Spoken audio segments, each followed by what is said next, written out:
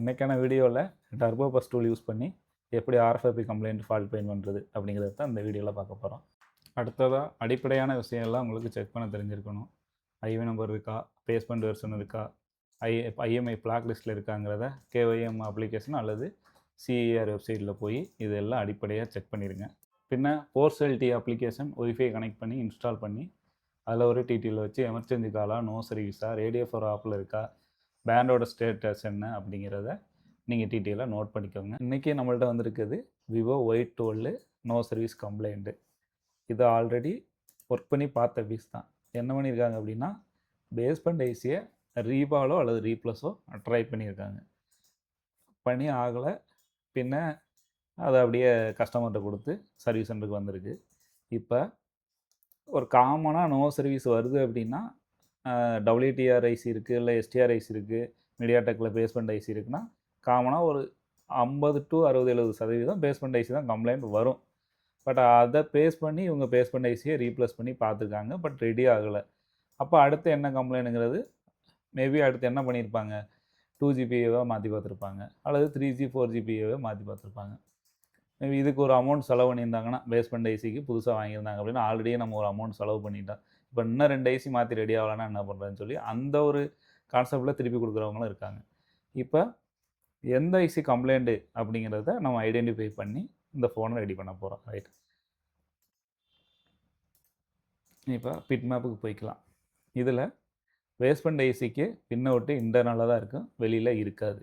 அப்போ பேஸ்மெண்ட் ஐசியை நம்மளால் செக் பண்ண முடியாது, நம்ம டூல்லையும் செக் பண்ண முடியாது. பேஸ்மெண்ட் ஐசியை செக் பண்ணுறதுக்கு சிம் கார்டு போட்டு பேண்டு சர்ச் பண்ணி பேஸ்மெண்ட் ஐசி நல்லா இருக்கா இல்லையா அப்படிங்கிறத ஈஸியாக செக் பண்ணிக்கலாம். பின்ன வோல்டேஜை வச்சும் நம்ம செக் பண்ணிக்கலாம். இது நீங்கள் ஆல்ரெடி கற்றுக்கிட்ட இன்ஸ்டியூட்டில் கண்டிப்பாக சொல்லி கொடுத்துருப்பாங்க. மேபி நீங்கள் சொல்லி கொடுத்தது மறந்துருந்தாலோ, இல்லை அவங்க சொல்லி கொடுத்தது அந்த நேரத்தில் புரியாமல் இருந்தாலோ நீங்கள் அவங்கள அகைன் காண்டாக்ட் பண்ணி இப்போ பேஸ்மெண்ட் ஆர்எஃப்ஐபி கம்ப்ளைண்ட் வந்திருக்கு, பேஸ்மெண்ட் ஐசி எப்படி செக் பண்ணுறது அப்படிங்கிறத நீங்கள் அவங்கள்ட்ட தெரிஞ்சுக்கோங்க. இப்போ பேஸ்மெண்ட் ஐசி கம்ப்ளைண்ட் இல்லை, ஏன்னா ரீப்ளேஸ் பண்ணியாச்சு, ஆனாலும் ரெடி ஆகலை. இப்போ அடுத்தது 2 பவர் ஆம்பிளிஃபையர் தான் இருக்குது. ஒன்று 2GBA, இன்னொன்று 3G and 4GBA. இப்போ இந்த 2ல் ஏதோ ஒன்று கம்ப்ளைண்ட் இருக்கணும். இப்போ இந்த 2ம் டிடெக்ட் ஆகிடுச்சு அப்படின்னா அடுத்தது நம்ம CPU பக்கம் போவோம். மேபி ட்ராப் டவுன் கேஸாக இருந்தால் CPU நம்ம செக் பண்ணி ரெடி பண்ணுவோம். இந்த கண்டிஷனில் CPU போக தேவையில்லை. ஏன் அப்படின்னா பேஸ்மெண்ட் ஐசி மட்டும்தான் பார்த்துருக்காங்க. மற்ற 2 ஐசி பார்த்ததுக்கான எந்த அறிகுறியும் தெரியல, அதாவது ரீப்ளேஸ் பண்ணியோ அந்த மாதிரி எதுவும் தெரியல, ஃப்ரெஷ்ஷாக தான் இருக்குது. இப்போ 2GBAல நான் செலக்ட் பண்ணுறேன். இங்கே வருங்க, இது 2GBA. இதில் டேட்டா டைரெக்டாக CBக்கு தான் போகுது, வேறு எந்த ஐசி கூட கம்யூனிகேட் ஆகலை, சிங்கிள் ஐசியாக தான் கனெக்ட் ஆகிருக்கு. அடுத்ததாக கிளாக்கு, இதுவும் டைரெக்டாக CBக்கு போகுது, எந்த ஐசி கூடவும் கம்யூனிகேட் ஆகலை. ரைட்டா? அடுத்து 1.8 லைன் நம்ம இங்கே 7ஆவதாக வரும்.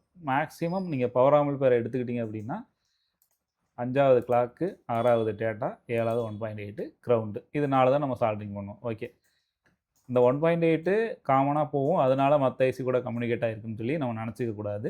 இந்த கிளாக்கும் டேட்டாவும் எத்தனை ஐசி கூட கம்யூனிகேட் ஆகிருக்குன்னு தான் நம்ம கணக்கு.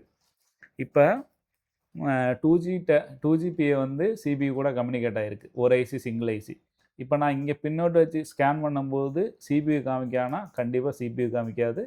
இந்த ஐசி மட்டும்தான் RFF ரிலேட்டடாக கனெக்ட் ஆகிருக்கா இல்லையா அப்படிங்கிறத நம்ம காமிக்கும். அடுத்ததாக அதை செக் பண்ணிவிட்டு 4GBAக்கு போவோம். இது CPU கூட கம்யூனிகேட் ஆகிருக்கு. நம்ம இங்கே பின்னோட்டு சால்விங் பண்ணி ஸ்கேன் பண்ணும்போது இந்த ஐசியோட டீட்டெயில் நமக்கு ஃபவுண்ட் ஆகணும், CPU ஃபவுண்ட் ஆகாது. இதை நோட் பண்ணிக்கோங்க.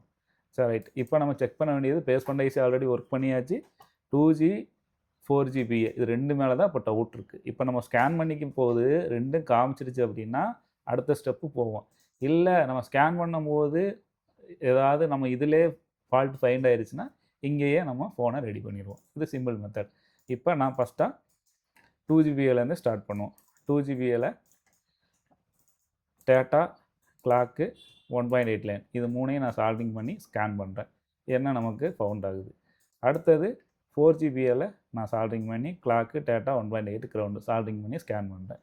அப்போ நமக்கு என்ன டீட்டெயில் கிடைக்குது அப்படிங்கிறத பார்த்துட்டு இந்த ஃபோனை நம்ம ரெடி பண்ணுவோம். ஓகே, 2GBAல நான் சால்விங் பண்ணியிருக்கேன். இப்போ நான் கனெக்ட் பண்ணிவிட்டேன் சிஸ்டம் கூட turbo bus tool. Scan RFIP கொடுக்குறேன், ஸ்கேன் ஆகுது.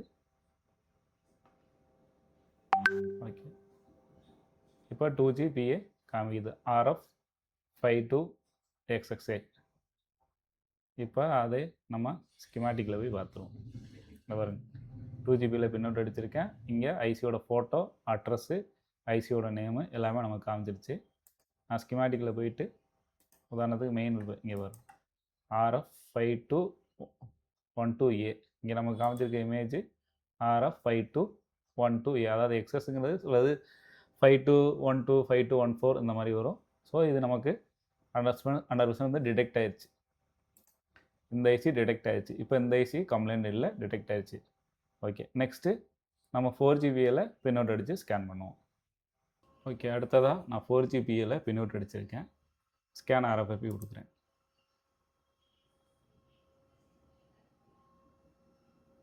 ஃபவுண்ட் ஆகலை.